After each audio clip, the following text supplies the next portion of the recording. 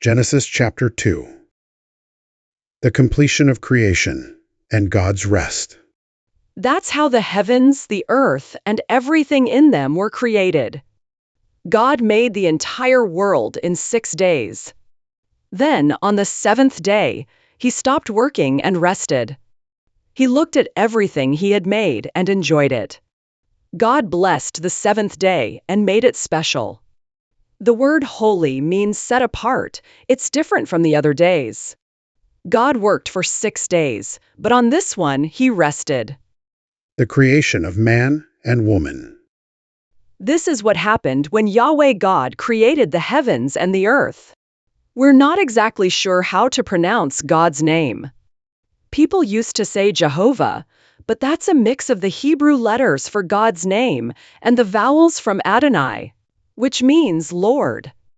Most scholars think Yahweh is likely the closest pronunciation. That's what we'll use here. But if someone says Jehovah, that's okay too. What matters most is coming to God with a sincere heart. Back then, no crops had grown yet. Remember in Genesis 1:2 that the land was a big, messy mix? There hadn't been any rain, and there were no people yet to farm the land. Only mist or maybe steam rose up from the ground to water the soil. Then God created a human being. In Genesis 1:26-28, we saw that God made people on the 6th day. Here, we get more details about how that happened. God formed a man from the dust of the ground and breathed life into his nose. The man came to life, a real living person. God planted a beautiful garden in a place called Eden, somewhere in the east, and placed the man there. Wondering where Eden is? We don't know exactly. According to Genesis 3:24, God blocked the entrance with angels. So no one can go there now. In that garden, Yahweh God made all kinds of beautiful trees that grew delicious fruit. But in the middle of the garden, there were 2 very special trees, the tree of life and the tree of the knowledge of good and evil, also known as the forbidden fruit tree. We don't know exactly what that second tree means. The 4 rivers. A river flowed out from Eden to water the garden. From there, it split into 4 separate rivers. The first is called Pishon, which flowed through the land of Havilah, a place known for its gold. The gold from Havilah was very pure, and there were also rare stones there like bdellium and onyx.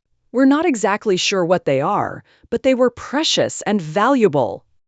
The second river is Gihon, which flows through Cush. In the Bible, Cush usually refers to Ethiopia. That means Eden's waters even reached Africa. The third river is the Tigris, a real river that still flows in Iraq today.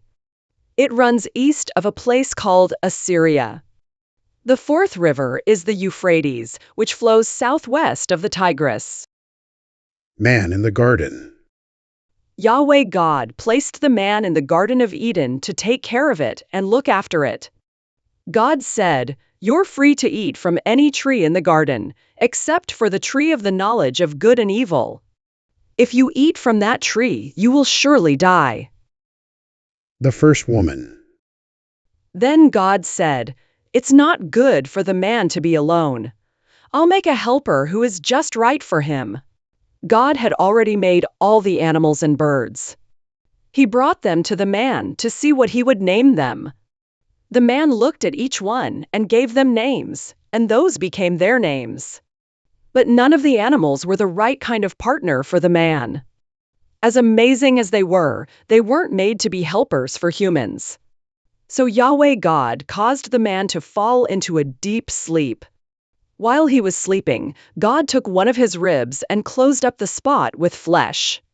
Then God used the rib to make a woman, and he brought her to the man. When the man saw her, he was so happy. He said, "This one is bone of my bones and flesh of my flesh."